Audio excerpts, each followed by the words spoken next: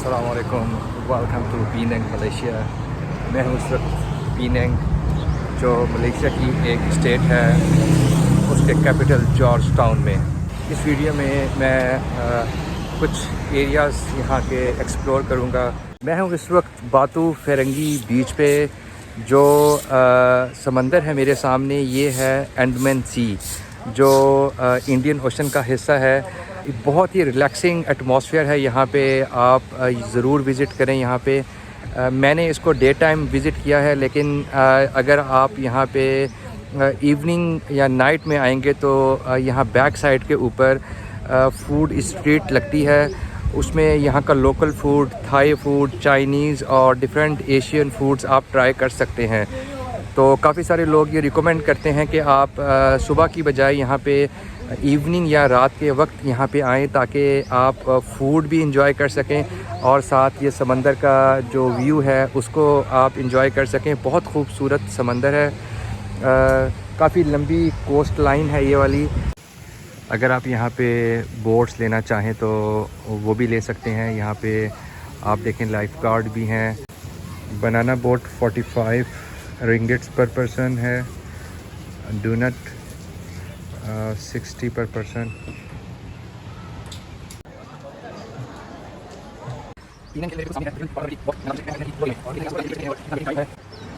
पीनंग हिल की left side के ऊपर सोवेनियर शॉप्स भी हैं और कैफ़ेज़ भी हैं यहाँ पे।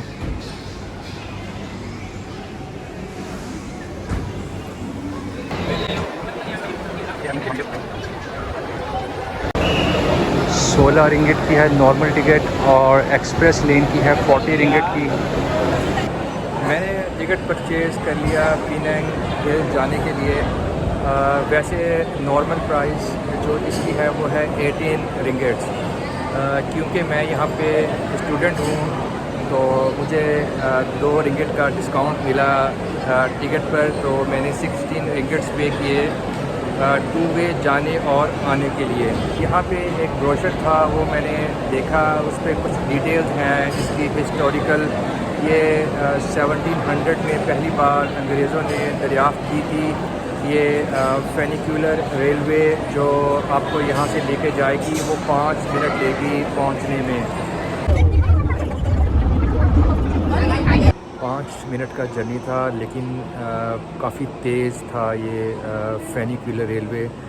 जो सीन्स हैं राइट साइड और लेफ़्ट साइड के, जो ग्रीनरी और नेचर है वो बहुत ही ज़बरदस्त है। यहाँ पे फेनिकुलर रेलवे वापस जा रही है। बहुत खूबसूरत सीन्स हैं यहाँ पे। काफ़ी ज़्यादा रश है इस वक्त यहाँ पे।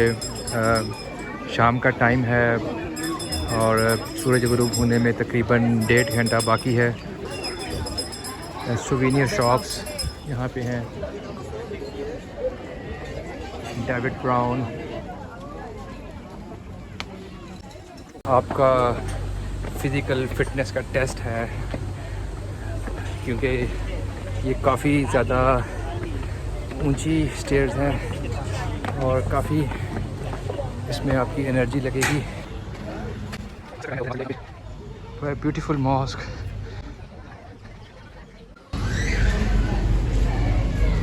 दिस इज़ एब्लूशन एरिया, वज़ू करने की जगह। अगर आपको नेचर पसंद है तो ये जगह आप ज़रूर विज़िट करें, और मुझे ये जगह ज़ाती तौर पे बहुत अच्छी लगी। मैं आपको रिकमेंड भी करूँगा, आप फैमिली के साथ भी आएँ तो भी आप इस जगह को ज़रूर विज़िट करें।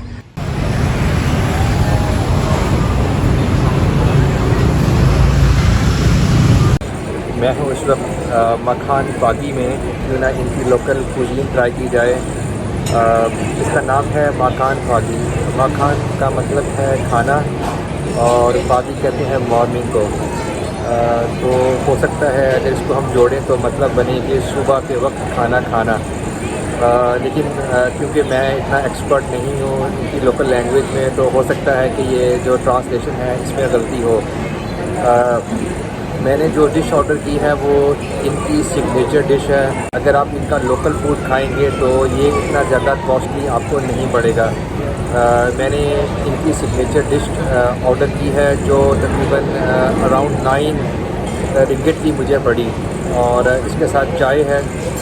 ان کی چائے تھوڑی ڈفرینٹ ہے، تھوڑی سی ڈائلوٹ چائے ہوتی ہے۔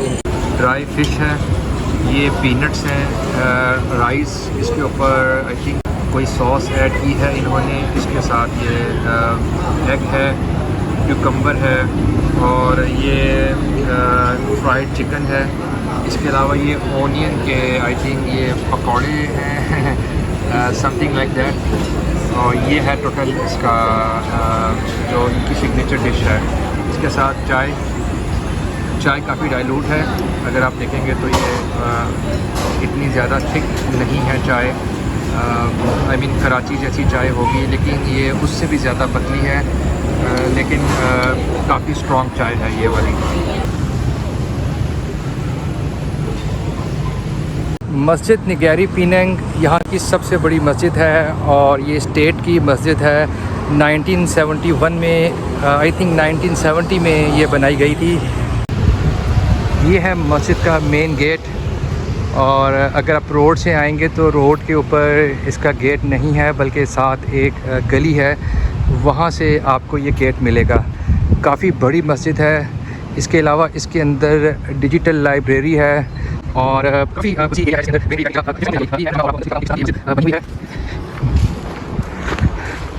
تحقیق اسلام، یا تو یہ بچوں کے قرآن پاک پڑھنے کی جگہ ہے، یا کوئی اسکول ہے۔ یہ والا مسجد کا ہی حصہ ہے یہ۔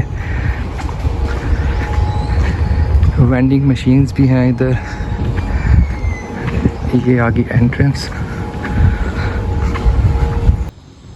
آپ یہ دیکھیے گا وضو کرنے کی جگہ ہے، یہاں پہ آپ کھڑے ہو کے وضو کریں گے تو یہ جتنی بھی ملیشیا کی مساجد ہیں وہاں پہ آپ کو یہ سیم سسٹم ملے گا۔ کافی بڑی مسجد ہے یہ۔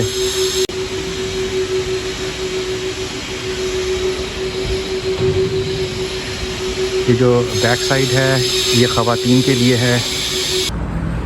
مسجد کے اندر جو ڈیٹیلز تھیں اس حساب سے یانگ دی پرتوان جو یہاں کے بادشاہ تھے، انہوں نے 1977 میں اس کی فاؤنڈیشن رکھی تھی مسجد نگارا پیننگ کی۔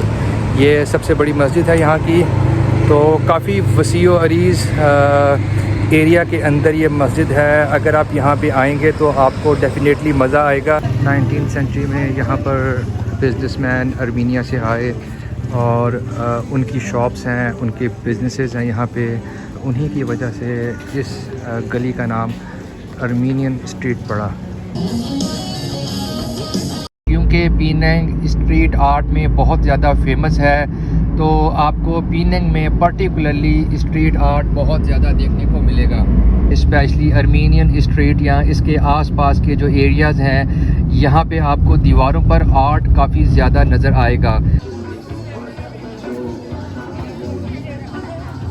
ان کی سووینئرز کی جو شاپس ہیں اس کے اوپر بھی جو آرٹ ان کا دیواروں پر ہے، اسی کی تصویریں آپ کو ان کے بیگز اور ٹی شرٹس پر نظر آئیں گی۔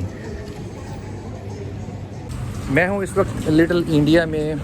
اگر آپ جارج ٹاؤن آئیں گے تو اس میں اگر آپ ٹورسٹ اٹریکشنز کی بات کریں تو اس میں ایک لٹل انڈیا کا نام آپ کو ضرور ملے گا۔ لٹل انڈیا بیسیکلی یہ انڈین اوریجن کے نیشنلز ہیں، ملیشین، جو کسی دور میں یہاں آ کے آباد ہوئے تھے اور اپنا کلچر یہاں لے کے آئے۔ میں ہوں اس وقت پیننگ بازار میں جو جارج ٹاؤن کے اندر ہے۔ اس میں زیادہ تر جو شاپس ہیں وہ لوکل کلوتھس ہیں، ان کے ملیشین ڈریسز ہیں، اس کے علاوہ اسیسریز ہیں، اور سووینئرز کی شاپس کافی زیادہ ہیں یہاں پہ۔ بہت بڑا ایریا نہیں ہے، لیکن اگر آپ آئیں گے اور آپ کو ایک ریزنیبل پرائز میں یہاں کی لوکل چیزیں پرچیز کرنی ہے تو یہ ایک اچھی مارکیٹ ہے۔ اگر آپ جارج ٹاؤن میں اسٹے کرتے ہیں تو جو میجر اٹریکشنز ہیں پیننگ کی وہ آپ بائی فٹ کور کر سکتے ہیں۔ اس میں ارمینین اسٹریٹ ہے، لٹل انڈیا ہے، لو لین ہے، اس کے علاوہ لوکل فوڈ اسٹریٹ ہے، یہ ساری آپ واکنگ ڈسٹینس پہ کور کر سکتے ہیں، اور اس کے ساتھ یہ پیننگ بازار بھی آس پاس ہے اسی کے۔ اگر آپ پیننگ آئے تو میں آپ کو ریکمینڈ کروں گا کہ آپ جارج ٹاؤن ہی اسٹے کریں، کیونکہ میجر اٹریکشنز واکنگ ڈسٹینس کے اوپر ہے، تو وہ آپ کے لیے بڑا ایزی ہوگا کور کرنا۔ آپ ایک دن کا ٹائم نکالیں اور ایک دن میں یہ تمام اٹریکشنز کور کر سکتے ہیں۔ میں ہوں اس وقت کلین جیٹیز پر۔ یہ چائنیز کمیونٹی کا بہت پرانا ایریا ہے اور یونیسکو کی ہیریٹیج سائٹ بھی ہے، اس وجہ سے اس جگہ کی بہت زیادہ اہمیت ہے۔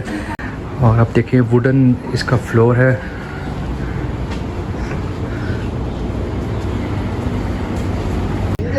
ووڈن فلور ہیں پلرز کے اوپر، اور اس کے اوپر یہ گھر ہے، اور یہ چائنیز کمیونٹی ہے، بہت پرانی کمیونٹی ہے یہاں پہ جو ان گھروں میں رہتی ہے۔ اگر آپ کو کلچر اور ہسٹری میں انٹرسٹ ہو تو آپ اس جگہ کو ضرور وزٹ کریں۔ میں ہوں اس وقت کومتار بس ٹرمینل پہ۔ یہ پیننگ کا مین ٹرمینل ہے۔ کوئنز بے مال جو یہاں کا لارجسٹ مال ہے، بہت سارے لوکل لوگوں نے بتایا تھا کہ آپ ضرور وزٹ کریے گا، اور عام دنوں میں نے جب بسیز میں ٹریول کیا تو اتنا رش یہاں پہ نہیں ہوتا۔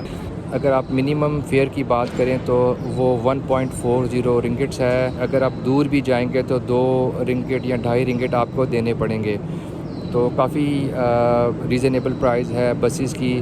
یہی اگر آپ ٹریول کریں گے گریب کے اندر تو گریب کی جو پرائزز ہیں وہ تقریباً 23 سے 24 رنگٹس ہیں یہاں سے کوئنز بے مال کی۔ اگر آپ کے پاس ٹائم کا ایشو نہیں ہے اور آپ یہاں پہ ایز اے ٹورسٹ آئے ہیں تو آپ بسیز میں بھی ٹریول کر سکتے ہیں۔ میں ہوں اس وقت کوئنز بے مال میں۔ کوئنز بے مال پیننگ کا سب سے بڑا مال ہے۔